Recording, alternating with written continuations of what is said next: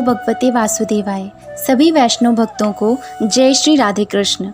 नवमो अध्याय युधिष्ठिर आदि का भीष्म जी के पास जाना और भगवान श्री कृष्ण की स्तुति करते हुए भीष्म जी का प्राण त्याग करना। सूत जी कहते हैं, इस प्रकार राजा युधिष्ठिर प्रजाद्रोह से भयभीत हो गए। फिर सब धर्मों का ज्ञान प्राप्त करने की इच्छा से उन्होंने कुरुक्षेत्र की यात्रा की, जहाँ भीष्म पितामह शरशय्या पर पड़े हुए थे। शौनकादि ऋषियों उस समय उन सब भाइयों ने स्वर्ण जटित रथों पर, जिनमें अच्छे अच्छे घोड़े जुते हुए थे, सवार होकर अपने भाई युधिष्ठिर का अनुगमन किया। उनके पास व्यास, धौम्य आदि ब्राह्मण भी थे। शौनक जी अर्जुन के साथ भगवान श्री कृष्ण भी रथ पर चढ़कर चले। उन सब भाइयों के साथ महाराज युधिष्ठिर की ऐसी शोभा हुई मानो यक्षों से घिरे हुए स्वयं कुबेर ही जा रहे हों।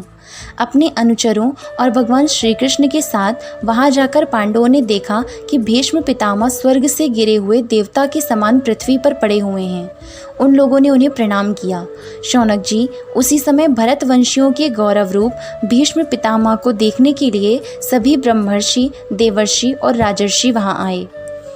पर्वत, नारद, धौम्य, भगवान व्यास, बृहदश्व, भरद्वाज, शिष्यों के साथ परशुराम जी, वशिष्ठ, इंद्रप्रमद, त्रित, ग्रतसमद, असित, कक्षीवान, गौतम, अत्रि, विश्वामित्र, सुदर्शन तथा और भी सुखदेव आदि शुद्ध हृदय महात्मागण एवं शिष्यों के सहित कश्यप, अंगिरा पुत्र बृहस्पति आदि मुनिगण भी वहां पधारे। भीष्म पितामह धर्म को और देश काल के विभाग को कहाँ किस समय क्या करना चाहिए इस बात को जानते थे। उन्होंने उन बड़भागी ऋषियों को सम्मिलित हुआ देखकर उनका यथायोग्य सत्कार किया। वे भगवान श्री कृष्ण का प्रभाव भी जानते थे, अतः उन्होंने अपनी लीला से मनुष्य का वेश धारण करके वहां बैठे हुए तथा जगदीश्वर के रूप में हृदय में विराजमान भगवान श्री कृष्ण की बाहर तथा भीतर दोनों जगह पूजा की। पांडव बने बड़े विनय और प्रेम के साथ भीष्म पितामह के पास बैठ गए। उन्हें देखकर भीष्म पितामह की आंखें प्रेम के आंसुओं से भर गई। उन्होंने उनसे कहा, धर्मपुत्रों, हाय हाय, यह बड़े कष्ट और अन्याय की बात है कि तुम लोगों को ब्राह्मण, धर्म और भगवान के आश्रित रहने पर भी इतने कष्ट के साथ जीना पड़ा, जिसके तुम कदापि योग्य नहीं थे। अतिरथी पांडु की मृत्यु के समय तुम्हारी अवस्था बहुत छोटी थी। उन दिनों तुम लोगों के लिए कुंती रानी को और साथ साथ तुम्हें भी बार बार बहुत से कष्ट झेलने पड़े। जिस प्रकार बादल वायु के वश में रहते हैं, वैसे ही लोकपालों के सहित सारा संसार काल भगवान के अधीन है।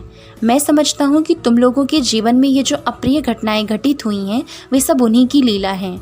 नहीं तो जहाँ साक्षात धर्मपुत्र राजा युधिष्ठिर हों, गदाधारी भीमसेन और धनुर्धारी अर्जुन रक्षा का काम कर रहे हों, गांडीव धनुष हो और स्वयं श्री कृष्ण सुहृद हों, भला वहाँ भी विपत्ति की संभावना है। ये कालरूप श्री कृष्ण कब क्या करना चाहते हैं, इस बात को कभी कोई नहीं जानता। बड़े बड़े ज्ञानी भी इसे जानने की इच्छा करके मोहित हो जाते हैं। युधिष्ठिर, संसार की ये सब घटनाएं ईश्वर इच्छा के अधीन हैं। उसी का अनुसरण करके तुम इस अनाथ प्रजा का पालन करो, क्योंकि अब तुम ही इसके स्वामी और इसे पालन करने में समर्थ हो।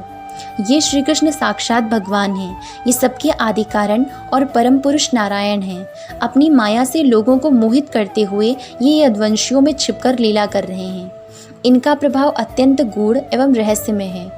युधिष्ठिर, उसे भगवान शंकर, देवर्षि नारद और स्वयं भगवान कपिल ही जानते हैं, जिन्हें तुम अपना ममेरा भाई, प्रिय मित्र और सबसे बड़ा हित मानते हो तथा जिन्हें तुमने प्रेमवश अपनी मंत्री, दूत और सारथी तक बनाने में संकोच नहीं किया है, वे स्वयं परमात्मा हैं। इन सर्वात्मा समदर्शी, अद्वितीय, अहंकार रहित और निष्पाप परमात्मा में उन ऊंचे नीचे कार्यों के कारण कभी किसी प्रकार की विषमता नहीं होती।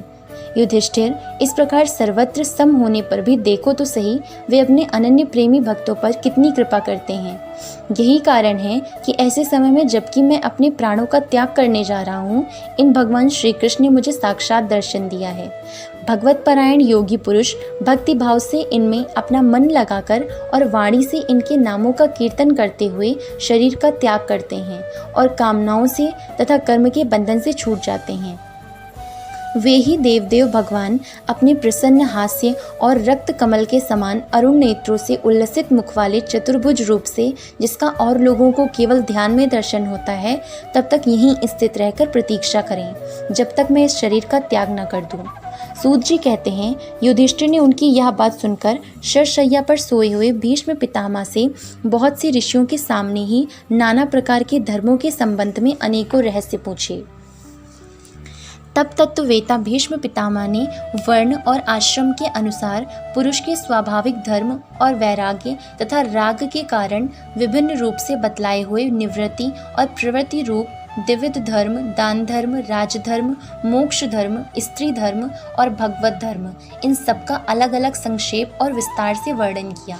शौनक जी इनके साथ ही धर्म, अर्थ, काम और मोक्ष, इन चारों पुरुषार्थों का तथा इनकी प्राप्ति के साधनों का अनेकों उपाख्यान और इतिहास सुनाते हुए विभागशः वर्णन किया। भीष्म पितामह इस प्रकार धर्म का प्रवचन कर ही रहे थे कि वह उत्तरायण का समय आ पहुंचा, जिसे मृत्यु को अपने अधीन रखने वाले भगवत परायण योगी लोग चाहा करते हैं। उस समय हजारों रथियों के नेता भीष्म पितामह ने वाणी का संयम करके मन को सब ओर से हटाकर अपने सामने स्थित आदि पुरुष भगवान श्री कृष्ण में लगा दिया। भगवान श्री कृष्ण के सुंदर चतुर्भुज विग्रह पर उस समय पीतांबर फहरा रहा था। भीष्म जी की आंखें उसी पर एकटक लग गईं। उनको शस्त्रों की चोट से जो पीड़ा हो रही थी वह तो भगवान के दर्शन मात्र से ही तुरंत दूर हो गई तथा भगवान की विशुद्ध धारणा से उनके जो कुछ अशुभ शेष थे वे सभी नष्ट हो गए।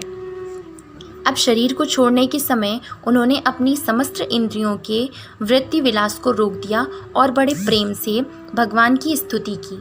भीष्म जी ने कहा, अब मृत्यु के समय मैं अपनी यह बुद्धि जो अनेक प्रकार के साधनों का अनुष्ठान करने से अत्यंत शुद्ध एवं कामना रहित हो गई है, यदुवंश शिरोमणि अनंत भगवान श्री कृष्ण के चरणों में समर्पित करता हूँ, जो सदा सर्वदा अपने आनंद में स्वरूप में स्थित रहते हुए ही कभी विहार करने की लीला करने की इच्छा से प्रकृति को स्वीकार कर लेते हैं, जिससे यह सृष्टि परंपरा चलती है, जिनका शरीर त्रिभुवन सुंदर एवं श्याम तमाल के समान सांवला है, जिस पर सूर्य रश्मियों के समान श्रेष्ठ पीतांबर लहराता रहता है और कमल सदृश मुख पर घुंघराली अलकें लटकती रहती हैं।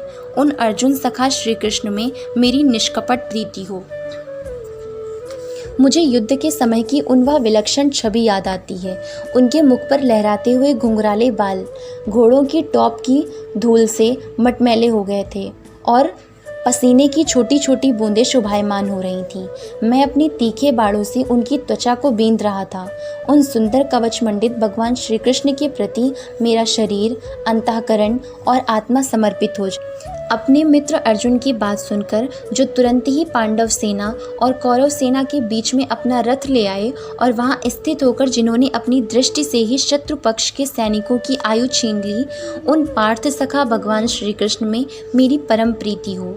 अर्जुन ने जब दूर से कौरवों की सेना के मुखिया हम लोगों को देखा, तब पाप समझकर वह अपने स्वजनों के वध से विमुख हो गया। उस समय जिन्होंने गीता के रूप में आत्मविद्या का उपदेश करके उसके सामयिक अज्ञान का नाश कर दिया, उन परम पुरुष भगवान श्री कृष्ण के चरणों में मेरी प्रीति बनी रहे। मैंने प्रतिज्ञा कर ली थी कि मैं श्री कृष्ण को शस्त्र ग्रहण कराकर छोड़ूंगा। उसे सत्य एवं ऊंची करने के लिए उन्होंने अपनी शस्त्र ग्रहण न करने की प्रतिज्ञा तोड़ दी। उस समय वे रथ से नीचे कूद पड़े और सिंह जैसे हाथी को मारने के लिए उस पर टूट पड़ता है, वैसे ही रथ का पहिया लेकर मुझ पर झपट पड़े। उस समय वे इतने वेग से दौड़े कि उनके कंधे का दुपट्टा गिर गया और पृथ्वी कांपने लगी। मुझ आतताई ने तीखे बाढ़ मार मार कर उनके शरीर का कवच तोड़ डाला था, जिससे सारा शरीर लहूलुहान हो रहा था। अर्जुन के रोकने पर भी वे बलपूर्वक मुझे मारने के लिए मेरी ओर दौड़े आ रहे थे। वे ही भगवान श्री कृष्ण जो ऐसा करते हुए भी मेरे प्रति अनुग्रह और भक्त वत्सलता से परिपूर्ण थे, मेरी एकमात्र गति हो, आश्रय हो। अर्जुन के रथ की रक्षा में सावधान जिन श्री कृष्ण के बाएं हाथ में घोड़ों की रास थी और दाहिने हाथ में चाबुक, इन दोनों की शोभा से उस समय जिनकी अपूर्व छवि बन गई थी तथा महाभारत युद्ध में मरने वाले वीर जिनकी इस छवि का दर्शन करते रहने के कारण सारूपी मोक्ष को प्राप्त हो गए, उन्हीं पार्थ सारथी भगवान श्री कृष्ण में मुझ मरणासन्न की परम प्रीति हो। जिनकी लटकीली सुंदर चाल, हाव भाव युक्त चेष्टाएं, मधुर मुस्कान और प्रेम भरी चितवन से अत्यंत सम्मानित गोपियां रासलीला में उनके अंतर्धान हो जाने पर प्रेम उन्माद से मतवाली होकर जिनकी लीलाओं का अनुकरण करके तन्मय हो गई थीं, उन्हीं भगवान श्री कृष्ण में मेरा परम प्रेम हो। जिस समय युधिष्ठिर का राजसूय यज्ञ हो रहा था, मुनियों और बड़े बड़े राजाओं से भरी हुई सभा में सबसे पहले सबकी ओर से इन्हीं सबके दर्शनीय भगवान श्री कृष्ण की मेरी आंखों के सामने पूजा हुई थी। वे ही सबके आत्मा प्रभु आज इस मृत्यु के समय मेरे सामने खड़े हैं। जैसे एक ही सूर्य अनेक आंखों से अनेक रूपों में दिखते हैं, वैसे ही अजन्मा भगवान श्री कृष्ण अपने ही द्वारा रचित अनेक शरीरधारियों के हृदय में अनेक रूप से जान पड़ते हैं। वास्तव में तो वे एक और सबके हृदय में विराजमान हैं ही। उन्हीं इन भगवान श्री कृष्ण को मैं भेद भ्रम से रहित होकर प्राप्त हो गया हूँ। सूत जी कहते हैं, इस प्रकार भीष्म पितामह ने मन, वाणी और दृष्टि की वृत्तियों से आत्मस्वरूप भगवान श्री कृष्ण में अपने आप को लीन कर दिया। उनके प्राण वहीं विलीन हो गए और वे शांत हो गए।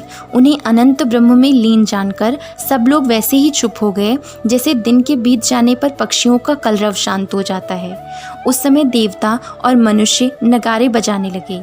साधु स्वभाव के राजा उनकी प्रशंसा करने लगे और आकाश से पुष्पों की वर्षा होने लगी।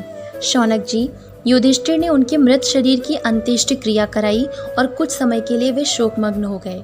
उस समय मुनियों ने बड़े आनंद से भगवान श्री कृष्ण की उनके रहस्यमय नाम ले लेकर स्तुति की।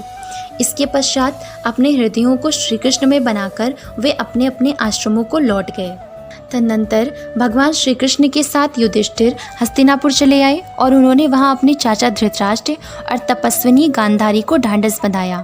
फिर धृतराष्ट्र की आज्ञा और भगवान श्री कृष्ण की अनुमति से समर्थ राजा युधिष्ठिर अपने वंश परंपरागत साम्राज्य का धर्मपूर्वक शासन करने लगे। ओम नमो भगवते वासुदेवाय। जय श्री राधे कृष्ण।